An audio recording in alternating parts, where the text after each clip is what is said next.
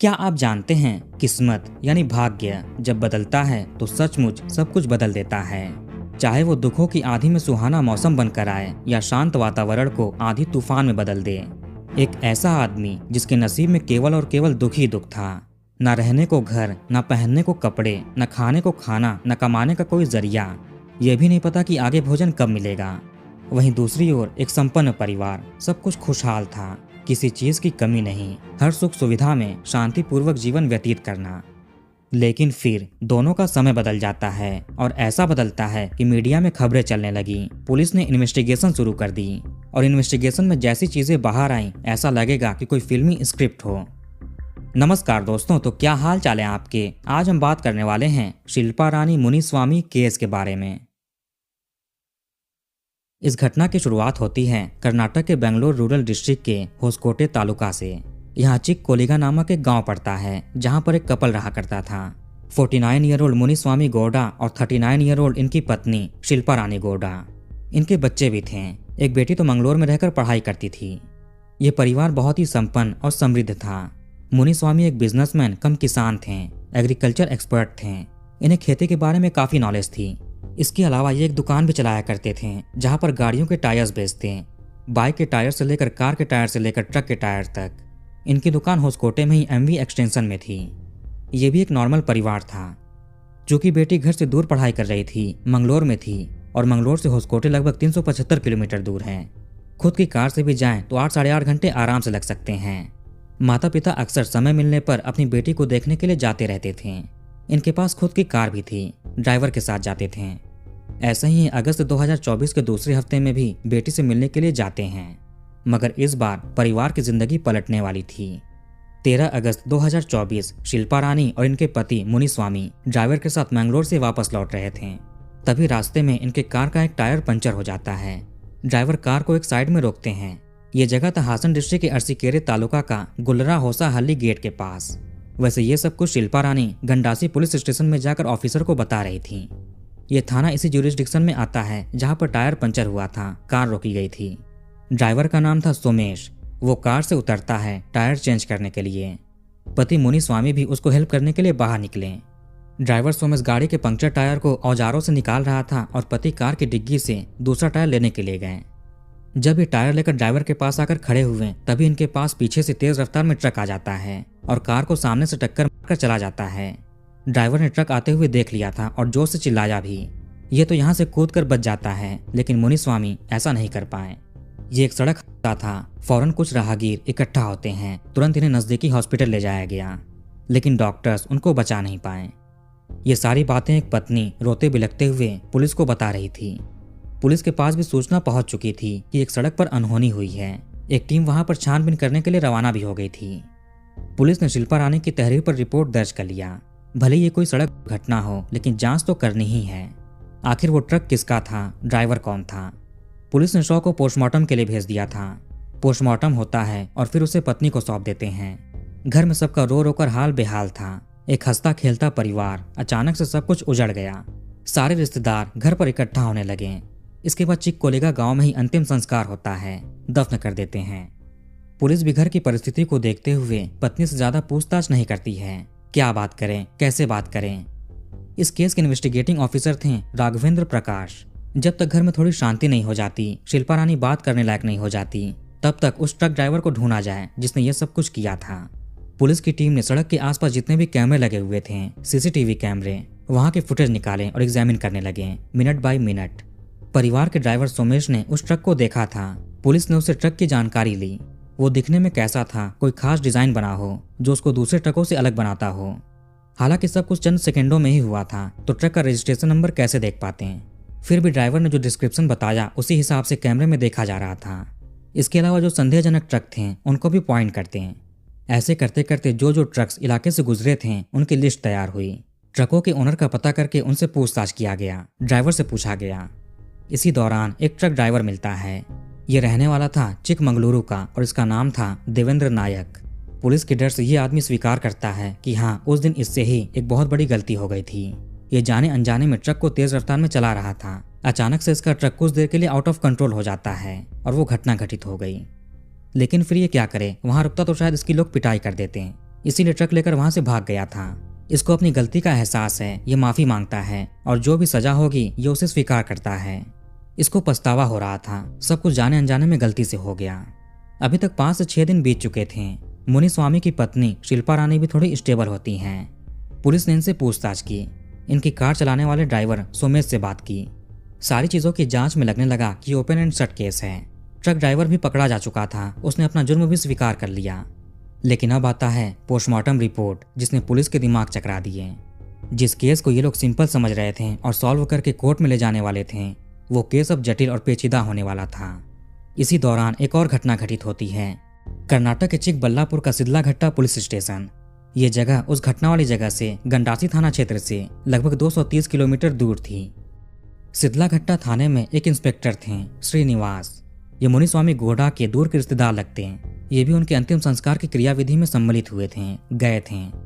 23 अगस्त 2024 के आसपास श्रीनिवास अपनी ड्यूटी के बाद रूम पर आराम कर रहे थे। तभी इनके घर की घंटी बजती है। जब श्रीनिवास ने दरवाजा खोला और सामने देखा तो उनके पैरों तले जमीन खिसक गई, क्योंकि दरवाजे पर मुनि स्वामी खड़ा था। वही आदमी जो सबके लिए दुनिया से जा चुका था, स्वर्ग सिधार चुका था, जिसके अंतिम संस्कार में खुद पुलिस इंस्पेक्टर श्रीनिवास होकर आए थे, जो रिश्तेदार थे। सामने उसी आदमी को जीवित देखकर पहले तो ये डर जाते हैं, क्या ये कब्र से निकलकर जिंदा हो गया। उधर गंडासी पुलिस केस की जांच में लगी हुई थी। उन्हें पता चलता है कि मुनि स्वामी गोडा का ट्रक की वजह से देह त्याग नहीं हुआ था, बल्कि पहले ही हो चुका था। पोस्टमार्टम के अनुसार इनके गले के आसपास निशान पाए गए थे। उसके बाद शायद सड़क हादसे का रूप दिया गया हो, ना हो ये बहुत बड़ी साजिश के तहत किया गया है। लेकिन इसके पीछे आखिर कौन हो सकता है, मकसद क्या था। उधर यही आदमी मुनि स्वामी अपने रिश्तेदार के सामने खड़ा था। घर पर इसकी पत्नी का रो रो कर हाल बेहाल है, गम का माहौल है, बच्चों के ऊपर से पिता का साया उठ चुका था। गंडासी पुलिस ने पोस्टमार्टम रिपोर्ट आने के बाद वापस से डॉक्टर से बात की। एक ऑफिसर उस हॉस्पिटल कर्मचारी से भी बात करते हैं जिसने पोस्टमार्टम में डॉक्टर की सहायता की थी। ये ऑफिसर के जानकार थे, जानने वाले थे। स्टाफ मेंबर ऑफिसर को एक अजीब चीज बताते हैं। जब पोस्टमार्टम हो गया तो मुनि स्वामी की पत्नी इनके पास आकर एक रिक्वेस्ट करती हैं। उन्होंने कहा कि पति के चेहरे को बैंडेज से कवर कर दो, लेकिन चेहरा तो सही सलामत था, उस पर कोई खास चोट नहीं थी। फिर पत्नी बैंडेज लगाने को क्यों बोल रही थी, आखिर वो चेहरे को ढकना क्यों चाह रही थी। पुलिस को हॉस्पिटल से एक और बात पता चलती है, वो ये कि पत्नी शिल्पा रानी अपने पति के साथ यहाँ पर नहीं आई थी, बल्कि काफी देर के बाद आई। ज्यादा दुखी भी नहीं लग रही थी। इनके द्वारा लिखाए गए कंप्लेन के अनुसार ये पति के साथ थी। फिर ये हॉस्पिटल में लेट क्यों आएंगी जबकि पति के साथ आना चाहिए था। क्या यह महिला घटना के दौरान कार में नहीं बैठी थी। गंडासी पुलिस को यहीं से कुछ और भी खटकने लगता है। कार के सामने वाला हिस्सा ट्रक की वजह से थोड़ा डैमेज हो गया था। उस हिसाब से शिल्पा रानी को भी थोड़ी बहुत चोट लगनी चाहिए थी, लेकिन उन पर कोई भी जख्म का निशान नहीं था। जब वो घटना घटित हुई तभी पुलिस के पास सूचना चली गई थी। पुलिस और कुछ राहगीर मुनि स्वामी को नजदीकी हॉस्पिटल लेकर गए थे। उस समय कोई भी मुनि स्वामी के पास जान पहचान का नहीं था। शुरू में हॉस्पिटल में अननोन के रूप में एडमिट किया गया था। ड्राइवर सोमेश भी वहां पर नहीं था। अगर होता तो अननोन के रूप में एडमिशन क्यों कराते। सोमेश पहचान बता सकता था। पुलिस को मुनि स्वामी की पहचान कार में मिली उसकी आईडी जैसे कि आधार कार्ड, ड्राइविंग लाइसेंस, इससे होती है। इसी बीच शिल्पा रानी भी हॉस्पिटल जाकर पति को देखती है। उसके बाद गंडासी पुलिस स्टेशन में कंप्लेन लिखाया कि टायर पंक्चर हुआ था। पति और ड्राइवर बदलने निकले तभी ट्रक आ गया था। पत्नी शिल्पा रानी और कार ड्राइवर सोमेश के बयान बिल्कुल एक जैसे थे। अगर घटना के दौरान ये नहीं थे तो कैसे बयान दे रहे हैं, या फिर घटना के बाद ये लोग वहां से भाग गए हों। इन्होंने पुलिस को झूठे बयान दिए थे। गंडासी पुलिस के मन में बहुत सारे सवाल उत्पन्न होने लगे, जिसका जवाब अब शिल्पा रानी ही दे सकती थी। ट्रक ड्राइवर देवेंद्र नायक ऑलरेडी पुलिस की कस्टडी में था। जब एक टीम पूछताछ करने के लिए शिल्पा रानी के घर पर पहुंची तो पता चला कि वो घर से गायब है, बिना बताए कहीं चली गई है। अब वो कहाँ गई किसी को नहीं पता। इधर ये सारी चीजें चल रही थीं, उधर सिदलाघट्टा पुलिस इंस्पेक्टर के सामने 23 अगस्त के दिन मुनि स्वामी सही सलामत खड़ा था। श्रीनिवास ने इसको अंदर बुलाकर बातचीत की। इनके मन में भी कई सारे सवाल थे। आखिर तुम जीवित कैसे हो जबकि हमारे सामने ही अंतिम संस्कार हुआ। मुनि स्वामी को एक मदद चाहिए थी जो कि पुलिस डिपार्टमेंट के अंदर का ही आदमी कर सकता था। इसी के बाद ही इन्हें याद आया कि कजन है जो पुलिस इंस्पेक्टर है, श्रीनिवास, इसीलिए इनके पास आए थे। मुनि स्वामी ने वो सारा कुछ एक नाटक के रूप में किया था ताकि लोगों की नजरों में लगे कि ये दुनिया से जा चुका है। लेकिन फिर इसको पता चल जाता है कि गंडासी पुलिस जान चुकी है कि वो कोई सड़क हादसा नहीं है, और वो लोग अच्छे से जांच करने लगे थे। वही जांच इसको रुकवाना था। ये नहीं चाहता था कि सच बाहर आए, इसको दुनिया की नजरों में नहीं रहना है।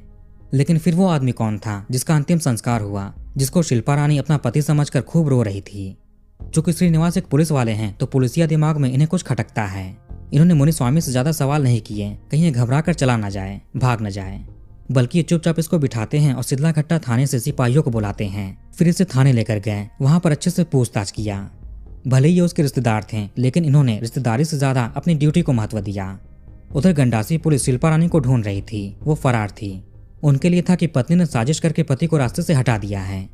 ट्रक ड्राइवर अभी भी बोल रहा था कि गलती से हुआ, आउट ऑफ कंट्रोल हो गया था। कार ड्राइवर सोमेश भी गायब था। गंडासी पुलिस को घर के बाकी मेंबर्स से पता चला कि शिल्पा रानी पति के जाने के बाद लोकल इंश्योरेंस ऑफिस गई थी, वहां इंश्योरेंस क्लेम करने। उसने सारे डॉक्यूमेंट सबमिट कर दिए थे। पति मुनिस्वामी ने अपना इंश्योरेंस कराया था, जिसमें नॉमिनी पत्नी को बनाया था। यानी अगर इसको कुछ होता है तो इंश्योरेंस के पैसे पत्नी को मिलेंगे। मीडिया रिपोर्ट्स के अनुसार ये इंश्योरेंस की रकम करोड़ों रुपए में थी, लगभग 5 से 6 करोड़ रुपए। श्रीनिवास ने गंडासी पुलिस में इन्फॉर्म करवा दिया कि जिसको आप न्याय दिलाने के लिए इन्वेस्टिगेशन कर रहे हैं वो यहाँ हमारे पास जीवित और सही सलामत बैठा हुआ है। ये पता चलते ही एक टीम सिद्धलाघट्टा थाने पहुंची। वहां से मुनिस्वामी को गंडासी पुलिस स्टेशन लाया गया और सख्ती से पूछताछ की गई। अब ये सारी कहानी बताता है। मुनिस्वामी गौड़ा एग्रीकल्चर एक्सपर्ट था, टायर की दुकान चलाता था। इसका बिजनेस अच्छे से फल फूल रहा था, लेकिन कोविड से पहले तक। उसके बाद इसको बिजनेस में लॉसेस होने लगे। इसे सस्टेन करने के लिए कुछ पैसों की जरूरत थी, तो इसने अपने कुछ जानने वालों से पैसे उधार लिए, लेकिन तब भी बिजनेस घाटे में ही रहता है। इसने और पैसे उधार लिए। धीरे धीरे लोन के पैसे इतने हो गए कि मुनिस्वामी उसको चुकाने में सक्षम नहीं था। अब ये क्या करे, इसको समझ नहीं आ रहा था। देश में लॉकडाउन लगने के बाद सभी लोग अपने अपने घरों में थे। ऐसे ही मुनिस्वामी भी अपने परिवार के साथ घर पर था। इसके पास कुछ करने के लिए नहीं था, तो उसने मूवीज देखने शुरू कर दिए थे। इससे उसको फिल्में देखने का भी शौक आ गया। जब इसे बिजनेस में लॉसेस हुए और लोगों से कर्जे लेने शुरू किए, उसके बाद ये परेशान रहने लगा। अपनी पत्नी से भी ये सब कुछ बताता है, शेयर करता है। एक दिन मुनिस्वामी एक्टर रजनीकांत जी की मूवी देख रहा था, शिवाजी द बॉस। ये काफी फेमस मूवी है। इसी फिल्म को देखकर मुनिस्वामी के मन में अजीब तरह का आइडिया आता है। इसे कुछ ऐसा करना था ताकि लोग समझे कि ये दुनिया में नहीं है। ऐसे कोई उधार के पैसे मांगने भी नहीं आएगा। लेकिन ऐसा किया भी तो आगे क्या, बिजनेस में लॉस हो ही रहा है। फिर ये लोग कहाँ जाएंगे, कहाँ छिपते फिरेंगे। कहीं भी रहने के लिए पैसों की जरूरत तो होगी ही। फिर मुनिस्वामी ने अपनी पत्नी से कहा कि अपना इंश्योरेंस कराएगा। ये अलग अलग कंपनीज में जाकर पॉलिसीज चुनता है, कई सारे इंश्योरेंस खरीदता है। कुल मिलाकर इसने करोड़ों के इंश्योरेंस करा लिए थे, जिसका नॉमिनी अपनी पत्नी को बनाता है, ताकि अगर कुछ हो तो इंश्योरेंस के पैसे पत्नी को मिल जाएं। उसके बाद ये लोन के पैसे चुकाकर बचे हुए पैसे लेकर यहाँ से कहीं दूर चले जाएंगे, कहीं और शिफ्ट हो जाएंगे। इन इंश्योरेंस कंपनी के साथ स्कैम करना था। इन्होंने सोचा कि इंश्योरेंस कंपनी से बचने के लिए भारत के उत्तरी हिस्से में या नेपाल चले जाएंगे। अगर पति गायब हो गया तो वो तो समझ में आएगा, लेकिन पत्नी भी गायब हो गई तो फिर क्या होगा, लोग शक करने लगेंगे। इसके लिए भी इन्होंने प्लान सोचा कि पति के जाने के बाद गम में पत्नी भी चली गई। पर इंश्योरेंस के पैसे इतनी आसानी से नहीं मिल सकते थे, इन्हें गहरी साजिश रचनी थी। इसके बाद मुनिस्वामी और शिल्पा रानी ने मिलकर एक साजिश तैयार की। जून 2024 में हॉस्पेट नामक जगह पर, यह कर्नाटक के विजयनगर डिस्ट्रिक्ट में है। यहाँ पर कूड़ा करकट उठाने वाला आदमी था, जो फेंकी हुई चीजों को, कबाड़ को, जैसे कि प्लास्टिक की बोतल, कांच की बोतल और कोई छोटे मोटे सामान ही उठाकर बेचता था कबाड़ी वाले को और पैसे कमाता। इससे इसका गुजारा चलता था। इसका कोई भी रहने का ठिकाना नहीं था। जहाँ पर जगह मिल जाती थी सो जाता था। जिस दिन कबाड़ नहीं मिलता उस दिन भीख मांगकर काम चलाता। इसके आगे पीछे भी कोई नहीं था, शायद ही अनाथ था। इसी आदमी पर मुनिस्वामी की निगाह पड़ती है। यह इसके पास जाता है, बातचीत करता है, उसको खाने पीने के लिए कुछ पैसे दिए। उस शख्स को लगा कि अच्छा भला आदमी मिल गया। ऐसा पहले किसी ने इसके साथ नहीं किया था, सभी लोग दूर भगाते थे। मुनिस्वामी गौड़ा की मुलाकात अब इस कूड़ा उठाने वाले से अक्सर होने लगी। जब भी उससे मिलता तो कुछ पैसे दे देता, खाना ला कर देता। शिल्पा रानी भी अपने हाथ से खाना बनाकर उसको भेजती थी। कार से अगर उस कबाड़ वाले के इलाके से गुजरते तो उसको कार में बिठाकर घुमाते थे, अच्छे रेस्टोरेंट में खाना खिलाते हैं। मुनिस्वामी अपने खुद के कपड़े भी लाकर उसको देता था, कहता कि अच्छे कपड़े पहनो, साफ सुथरा से रहो। एक तरह से मुनिस्वामी उस आदमी का खर्च उठाने लगा था, देखभाल करने लगा था। अभी आखिर ऐसा क्यों कर रहा था? दरअसल मुनिस्वामी को एक ऐसे आदमी की तलाश थी जिसकी कद काठी, रंग रूप, चलने फिरने का तरीका, शरीर की बनावट बिल्कुल इसके जैसी हो। उस कबाड़ वाले में ये सारी चीजें थीं। अगर चेहरा ना दिखे तो लगेगा कि वही मुनिस्वामी है। दोनों पति पत्नी उसकी अच्छे से देख रेख करते हैं, खिला पिलाकर उसका वेट भी मुनिस्वामी जैसा कर दिया। ये सब कुछ 2 महीनों तक चलता है। इसी में एक दिन मुनिस्वामी उसको हॉस्पिटल लेकर जाता है। कहा कि चलो तुम्हारी मेडिकल जांच करा देते हैं, कहीं कोई बीमारी तो नहीं है, अगर होगा तो दवा दिला देंगे। तुम्हें अपने स्वास्थ्य का भी ध्यान रखना चाहिए। मेडिकल जांच करवाने के बहाने मुनिस्वामी उसका ब्लड ग्रुप भी जान लिया, जो कि सेम था। इसको केवल इत्तेफाक कह सकते हैं। सब कुछ मुनिस्वामी से इसका मेल खा रहा था। अब मुनिस्वामी ने सोच लिया कि यही शिकार है। पर इस कबाड़ बेचने वाले के लिए मुनिस्वामी देवता समान था। बिना किसी जान पहचान के, बिना किसी लालच के ये सब कुछ कर रहा है, ध्यान रख रहा है, ख्याल रख रहा है। मगर इसको क्या पता कि ये सब कुछ एक साजिश है। धीरे धीरे वो आदमी इस पर भरोसा करने लगा। अक्सर दोनों घूमने जाते, अच्छा खाना खिलाता, कई बार टिफिन में खाना लाकर कार में बिठाकर खिलाता था। अब मुनिस्वामी के लिए एक बहुत बड़ा काम तो हो गया। खुद की तरह दिखने वाला आदमी मिल गया जो उसके कंट्रोल में भी है, भरोसा करता है। ये जो कहेगा वो मानेगा, जहां कहेगा वो जाएगा। अब प्लान का दूसरा चरण था ऐसे आदमी की तलाश करना जो विश्वास पात्र हो, जो साजिश में शामिल हो जाए। ऐसे ही एक ट्रक ड्राइवर मिलता है जो मुनिस्वामी की पहचान का ही था, देवेंद्र नायक। उससे ही इसने बात की। मीडिया रिपोर्ट्स के अनुसार मुनिस्वामी उसको एक ट्रक भी गिफ्ट में देता है, वही ट्रक जो घटना में यूज हुआ। अगर प्लान सफल हुआ तो तुम वो ट्रक ले लेना। इसके अलावा 5 लाख रुपए भी देता है। अब मुनिस्वामी ने उसको पैसे क्यों दिए जबकि ट्रक तो दे दिया था? इसका रीजन अभी आपको पता चल जाएगा। ड्राइवर सोमेश को भी मुनिस्वामी ने साजिश में शामिल किया, वही तो कार ड्राइव करेगा। इसके अलावा 2 और लोग भी शामिल होते हैं, सुरेश और वसंत। कुल 6 लोग थे इस साजिश में, खुद पति पत्नी, ट्रक ड्राइवर, कार ड्राइवर और 2 और लोग। साजिश के तहत पति पत्नी अपने ड्राइवर को लेकर मैंगलोर गए बेटी से मिलने के लिए। फिर वहां से लौटकर घर आते हैं। घर पर शिल्पा रानी को छोड़कर मुनिस्वामी ड्राइवर के साथ उस कबाड़ वाले के पास गया, उसको कार में बिठाता है। आगे चलकर 2 और साथियों को कार में बिठाया। जब ये लोग हासन डिस्ट्रिक्ट में पहुंचे तो सभी लोगों ने मिलकर कबाड़ वाले का जीवन समाप्त किया। मुनिस्वामी पहले से ही तैयारी के साथ था, रस्सी वगैरह खरीद ली थी। पीछे पीछे वो ट्रक भी आ रहा था। इन्होंने पहले ही वो जगह भी फिक्स कर ली थी जहां पर घटना अंजाम देना है। उसी जगह पर ये कार को रोकते हैं। ट्रक पहले ही काफी पीछे रुक गया था ताकि रफ्तार पकड़ने में आसानी हो। इसके बाद ये लोग कार के टायर को पंक्चर करते हैं, हवा निकाल देते हैं। फिर ट्रक ड्राइवर को इशारा किया कि तुम आ जाओ। जैसे ही वो आता है, कबाड़ उठाने वाले को कार के पास कर दिया। ट्रक वाला अपना काम करके चला जाता है। हालांकि इसमें कार को कुछ भी नहीं हुआ था, इसीलिए ट्रक को दोबारा लाकर कार के अगले हिस्से में नुकसान किया गया। ये भी साजिश का हिस्सा था। फिर सभी लोग वहां से भाग जाते हैं। साजिश के तहत ही पत्नी शिल्पा रानी हॉस्पिटल पहुंची, जबकि इसको किसी ने भी इन्फॉर्म नहीं किया था। इसका मतलब साफ था कि ये भी शामिल है। इसने हॉस्पिटल स्टाफ से कहा कि पति के चेहरे पर बैंडेज लगा दो ताकि कोई पहचाने ना। शरीर भले ही पति से मेल खाता था लेकिन चेहरा नहीं। रिश्तेदार वगैरह पहचान सकते हैं, सवाल उठा सकते हैं। इसके बाद सारा क्रियाक्रम होता है। पत्नी ने अच्छे से नाटक किया, रोती है, बिलखती है। पति तो शहर से भागकर कहीं छिपा बैठा था। इसके बाद पत्नी इंश्योरेंस कंपनीज में जाकर क्लेम करने लगी। पुलिस को उस ट्रक ड्राइवर को ढूंढने में ज्यादा मशक्कत नहीं करनी पड़ी थी, वो आसानी से ही पकड़ा गया था। यह भी साजिश का ही हिस्सा था। 5 लाख रुपए दिए थे कि तुम आसानी से पकड़े जाना और ऐसे एक्टिंग करना कि जैसे सब कुछ गलती से हुआ है। अपनी गलती मान लेना और दुखी रहना, कुछ दिन में जेल से छूट भी जाओगे।